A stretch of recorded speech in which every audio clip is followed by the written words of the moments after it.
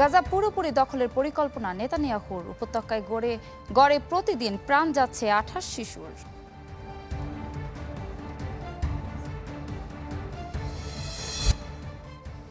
গাজায় প্রতিদিন ইসরায়েলি হামলায় প্রাণ গেছে আরও 74 ফিলিস্তিনির। অনাহারে শিশুসহ মৃত্যু হয়েছে আরও 8 জনের। জাতিসংঘের শিশু বিষয়ক সংস্থা ইউনিসেফ বলছে, গাজায় প্রতিদিন গড়ে 28 শিশুকে হত্যা করছে আইডিএফ। ইসরায়েলি গণমাধ্যমগুলো বলছে, উপত্যকা পুরোপুরি দখলের পরিকল্পনা ঘোষণা করতে চলেছেন নেতানিয়াহু, যে কারণে বাড়ানো হবে সামরিক অভিযান। বিশেষ অভিযান চলবে হামাসের হাতে থাকা জিম্মিরা অবস্থান করছে এমন এলাকায়। গাজা দখলে ইসরায়েলি পরিকল্পনার নিন্দা জানিয়েছে ফিলিস্তিনের পররাষ্ট্র মন্ত্রণালয়। এমন পদক্ষেপ রুখতে চাওয়া হয়েছে আন্তর্জাতিক সম্প্রদায়ের হস্তক্ষেপ।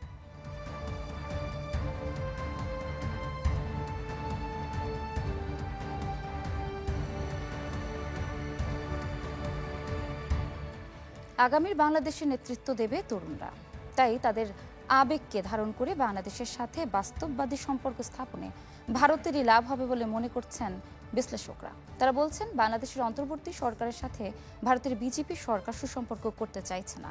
এতে কারোরই লাভ হবে না, বরং দূরত্ব বাড়ছে। যদিও গেল 1 বছরে বাংলাদেশের পক্ষ থেকে একাধিকবার চেষ্টা করা হয়েছে সম্পর্ক উন্নয়নের। মোর্শেদ হাসিবের রিপোর্ট। এই এক ছবি যেন কথা বলে সবকিছুর।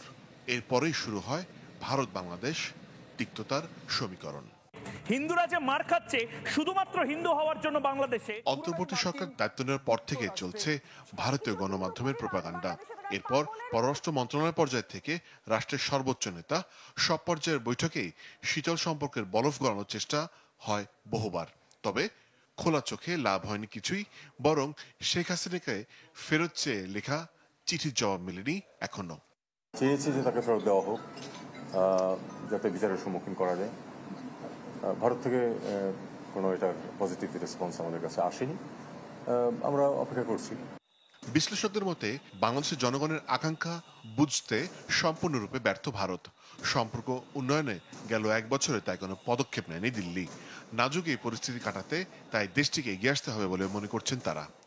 পররাষ্ট্র নীতির দুর্বলতাকেই প্রকাশ করে, কারণ যে কোনো দেশের সরকার তখন পরিবর্তন হতেই পারে, এবং সেই পরিবর্তনকে এন্ডোর্স করাটা প্রতিবেশী দেশের জন্য একটা অত্যন্ত গুরুত্বপূর্ণ কাজ। এবং আমি মনে করি সেই জায়গাতে বিজেপি সরকারের যথেষ্ট দুর্বলতা আমরা দেখতে পাচ্ছি, এবং বাংলাদেশ সরকারের কাছ থেকে যতটুকু সাপোর্ট দরকার এই সম্পর্ককে এগিয়ে নিয়ে যাওয়ার জন্য তার যথেষ্টই বাংলাদেশ করেছে। আগামী যে সময়টা আমাদের আসছে, সেটা যে এই সরকার থাকুক কি যে অন্য সরকারই আসুক, এই তরুণ প্রজন্মের প্রত্যাশার জবাব বা এই তরুণ প্রজন্মের প্রত্যাশা কিন্তু তারা মিট করতে হবে বা প্রত্যাশাটা পূরণ করতে হবে। সেই কাজটা কিন্তু সহজ হবে বলে মনে হয় না, অনেক বড় চ্যালেঞ্জ।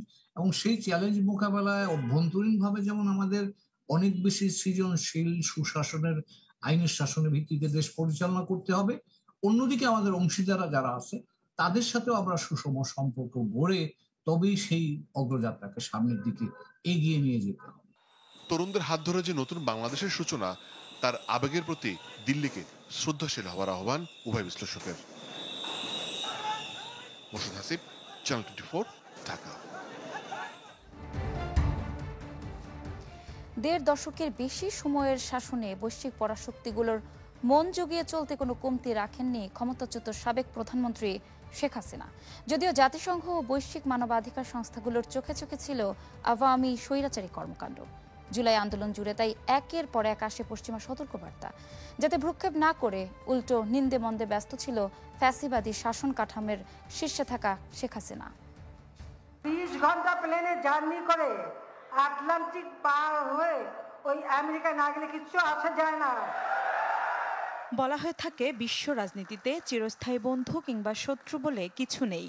যে যুক্তরাষ্ট্র নানা ক্ষেত্রে শেখ হাসিনার সরকারের সাথে নিবিড় অংশীদারিত্ব সহযোগিতা রক্ষা করেছে, সে যুক্তরাষ্ট্রই যখন মানবাধিকার ভোটাধিকার নিয়ে প্রশ্ন তুলেছে, তখন খোলাখুলিভাবে যুক্তরাষ্ট্রের নিন্দামন্দ করেছেন ক্ষমতাচ্যুত প্রধানমন্ত্রী।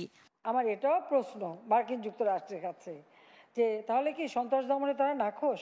40 বছর ধরে আফগানিস্তানে তালেবানের বিরুদ্ধে যুদ্ধ করে সেই তালেবানের হাতেই ক্ষমতা দিয়ে ভেঙে চলে আসলো আমেরিকার সৈন্যরা।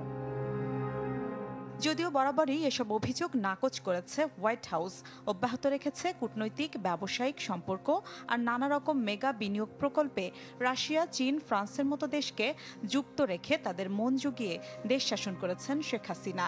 তাই তো একের পর এক প্রহসনমূলক নির্বাচনের পরও অভিনন্দন জানানো দেশের কমতি হয়নি।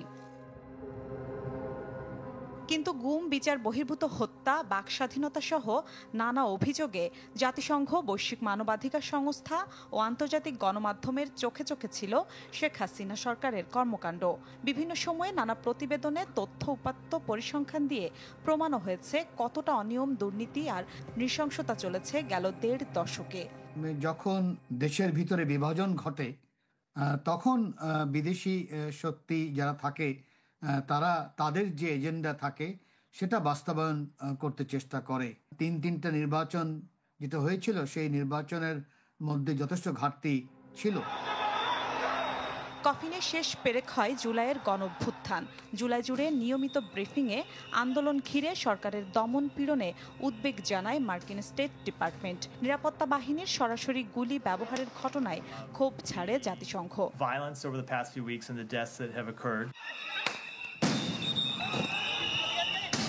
আন্দোলনকারীদের ওপর সরকারের বল প্রয়োগের সমালোচনা করে বিবৃতি দেয় অ্যামনেস্টি ইন্টারন্যাশনাল ও হিউম্যান রাইটস ওয়াচ।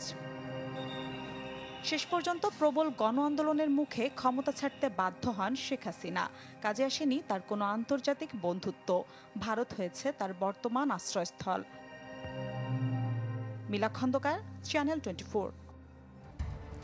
কেউ লাখ টাকার বেতনের চাকরি, কেউ বা কোটি টাকার ব্যবসা। এমন জীবন তুচ্ছ করে জুলাই বিপ্লবে দূর প্রবাসে থেকেও অনন্য অবদান রাখেন রেমিট্যান্স যোদ্ধারা। ভিনদেশের আইন ভেঙে আন্দোলন করে বন্দী হন ২ শতাধিক প্রবাসী, যাদের অনেকেই দেশে ফিরেছেন, কিন্তু অনিশ্চয়তায় কাটছে দিন। সম্রাট হোসেনের রিপোর্ট, ছবি তুলেছেন মেহেদি মিরাজ।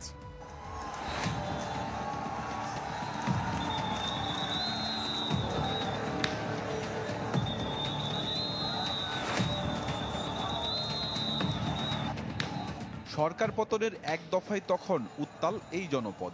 রক্তের নদী পেরিয়ে প্রতিবাদ প্রতিরোধের ঢেউ উঠেছে সবখানে। তারই রেশ ছড়িয়ে পড়ে হাজার মাইল দূরের আরব আমিরাতেও। জুলাই অভ্যুত্থানের সেই দিনগুলোতে সংহতি জানাতে ১৯ জুলাই বিক্ষোভের ডাক দিয়ে দুবাইয়ের পথে নামেন শতাধিক বাংলাদেশি। সে ঘটনার প্রেক্ষিতে পরদিনই গ্রেপ্তার হন ৫৭ জন। তাদেরই একজন মানিকগঞ্জের আরিফ।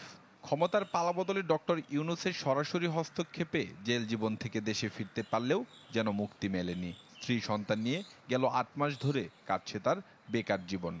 আসিফ নজরুল স্যার যাচ্ছে প্রবাসী কল্যাণ মন্ত্রণালয়, তিনি বারবার প্রতিটা প্রোগ্রামে বারবার বলেছে যে ওনাদের ঋণ আমরা শোধ করতে পারবো না, ওনারা এই করেছে সেই করেছে। কিন্তু দুর্ভাগ্যজনক হলো সত্য, আজকে 10 মাস হয়ে যায়, আমরা কিন্তু এরকম কিছু পাইনি। একবার সম্ভবত ৫০,০০০ টাকা ওয়েজার্নার্স কল্যাণ বোর্ড আমাদের দিয়েছে। আমিরাত থেকে সাধারণ ক্ষমায় দেশে ফেরা মীর রাজীবের গল্পটাও এমনই। কাজ না থাকায় যেখানে সংসার চালানোই দায়, সেখানে ২ সন্তানের লেখাপড়ার খরচ চালানো যেন অলীক কল্পনা। সচ্ছলতা যেহেতু নাই, সে মানে যখন বলে সন্তানরা যে আব্বু এটা লাগবে, যে হ্যাঁ বাবা, তখন দেখা যাচ্ছে যেভাবে একটা সান্ত্বনা দেওয়া লাগে আমাকে, ভিতরে আসলে চাপাটা এরকম একটা কষ্ট আছে। জুলাই আরব আমিরাতে বিক্ষোভ করে দেশে ফেরা প্রবাসীদের ৫০,০০০ টাকা করে অনুদান দেয় সরকার। তবে সেখানেই শেষ। এরপর না মিলেছে দেশে কিংবা প্রবাসে কাজের সুযোগ, না হয়েছে অন্য কোনো পথে পুনর্বাসন। আসিফ নজরুল স্যারের কাছে অনেকবার গেছি, যাওয়ার পরে তারা তারা তো গেলে মনে হয় জানটা দিয়ে দিবে। কুকুর যেমন করে একটা মনিবের পিছন করে হাঁটে, ঠিক আমরা সেভাবে তাদের পিছনে দাঁড়িয়ে দাঁড়িয়ে হেঁটেছি। আসলে কোনো কিছুই ফলপ্রসূ আমরা পাই নাই। কিভাবে সরকারকে অনুরোধ করব, বিষয়টি নিয়ে কথা হয় এই অভিবাসন বিশেষজ্ঞের সাথে। তার মতে, যে রেমিটেন্স যোদ্ধারা জুলাইয়ে অবদান রেখেছিলেন এই গণ অভ্যুত্থানে, তাদেরই এখন এড়িয়ে যাচ্ছে সরকার। গার্মেন্টস ইন্ডাস্ট্রি যতটা গুরুত্ব পায়, কিন্তু গার্মেন্টস থেকে সবচেয়ে বেশি আয় করে প্রবাসীরা। তো সেই জায়গায় আমরা এই গুরুত্বকে দেওয়ার মতো যারা আছেন তারা হয়তো অত গভীরে অথবা ডুবতে চান না, যার কারণে দেখা যায় যে এটাকে গুরুত্ব দিতে হলে যেটা আমাদের সিলেবাসে যে গণ অভ্যুত্থানে যে সমস্ত পার্টি, সমস্ত ছাত্র নেতাদের যে কন্ট্রিবিউশনের কথা বলা আছে, সেখানে কিন্তু প্রবাসীদের কিন্তু সেভাবে কিন্তু আলোকপাত করা হয় না। একটা চ্যাপ্টার কিন্তু থাকা উচিত ছিল। জুলাই সংযুক্ত আরব আমিরাতে বিক্ষোভে অংশ নিয়ে সব মিলিয়ে কাজ হারিয়ে দেশে ফিরেছেন ২০০ প্রবাসী। নিদারুণ সংকটই এখন তাদের প্রাত্যহিক দিনলিপি। সম্রাট হোসেন, চ্যানেল 24, ঢাকা। দমন, বৈষম্য আর অনাচারের বিরুদ্ধে জুলাই গণ অভ্যুত্থান স্মরণ করিয়ে দেয় এক যুগেরও আগে মধ্যপ্রাচ্যে আসা আরব বসন্তকে, যা কিনা আশার সঞ্চার করে খাবে খায় ভুল পথে। তাই প্রশ্ন জাগে, জুলাই গণ আন্দোলনের অর্জনও ধরবে সেই পথ, নাকি ইতিহাসের চক্রে ফিরবে স্বৈরতন্ত্রের পুরনো শকুন? তাই জানবার চেষ্টা করেছেন সাদবিন শফিক।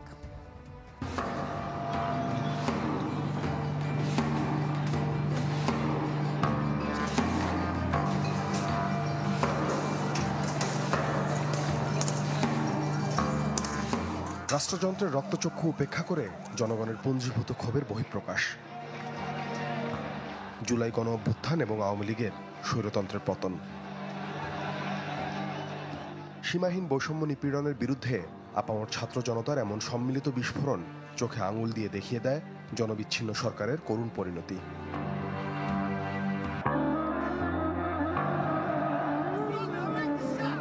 অনেকটা একই ধাঁচে 2011 সালে মধ্যপ্রাচ্যের বিভিন্ন দেশে আসে আরব বসন্ত।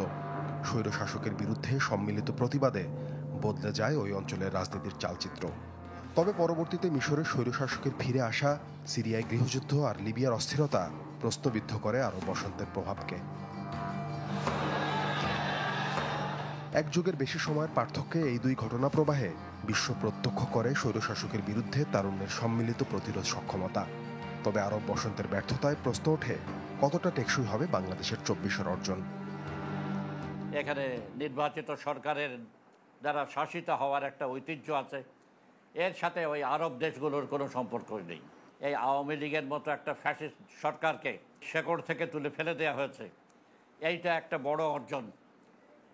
এই অর্জনকে তো নেতি করতে পারবে না কেউ, এই অর্জনকে তো নেগেট করতে পারবে না কেউ। প্রথিতযশা লেখক ও বুদ্ধিজীবী অধ্যাপক সিরাজুল ইসলাম চৌধুরী মনে করেন, সমাজ পরিবর্তনে রাজনৈতিক দলগুলোর প্রতিজ্ঞা বাংলাদেশের একটি বড় শক্তি। সেখানে সংগঠিত কোনো রাজনৈতিক শক্তি ছিল না, এবং সেই জন্য তারা যে আবারও যারা পুরনো লোক তারাই ঘুরে ফিরে চলে এসছে। যারা সমাজ পরিবর্তন করতে চায় সেই রাজনৈতিক শক্তি, এই রাজনৈতিক শক্তিটা আরব বসন্তের মধ্যে ছিল না, আকাঙ্ক্ষা ছিল কিন্তু শক্তিটা ছিল না। আমাদের দেশে রাজনৈতিক সমাজ পরিবর্তনকামী রাজনৈতিক দল আছে, তারা বিচ্ছিন্ন, বিক্ষিপ্ত। আরব বসন্তের পর মধ্যপ্রাচ্যের দেশগুলোতে পুরনো শাসকরা যেভাবে ফিরে এসেছিল, আওয়ামী লীগের বেলায় তেমনটি হবে না বলে মনে করেন রাজনৈতিক বিশ্লেষক বদরুদ্দিন উমর। পরবর্তীকালে যাই হোক, এটা আরব বসন্তের মতো যে আন্দোলন, সেটাকে ব্যর্থ করে দিয়ে যে পুরনো শাসকরা যেভাবে ফিরে এসেছিল, আওয়ামী লীগের মতো একটা সংগঠন আর ফিরে আসার সম্ভাবনা নাই, এবং এই দেশে আওয়ামী লীগের মতো আর কোনো সংগঠনও নাই। বামপন্থীরা যদি একটা যুক্তফ্রন্ট গঠন করে, তাহলে এই যে বুর্জোয়া রাজনীতি চলছে, সেই বুর্জোয়া রাজনীতির যে সীমাবদ্ধতা এবং তাদের যে সমাজ পরিবর্তনে ব্যর্থতা, সে তার প্রতিপক্ষ হিসেবে এবং বিপরীতে একটা আশার ধারা তৈরি করতে পারে যে হ্যাঁ আছে, অন্য শক্তিও আছে। বাংলাদেশে গণ অভ্যুত্থানের প্রভাব দীর্ঘমেয়াদে কেমন হবে তা নির্ভর করবে রাজনৈতিক দলগুলোর দায়িত্বশীল আচরণ আর দূরদর্শিতার উপর, এমন অভিমত প্রবীণ দুই বিশ্লেষকের। সাদবিন শফিক, চ্যানেল 24, ঢাকা। এই ছিল আজকের ইসলামী ব্যাংক পিএলসি ওয়ার্ল্ড নিউজ টুডেতে। এতক্ষণ সাথে থাকার জন্য ধন্যবাদ সবাইকে।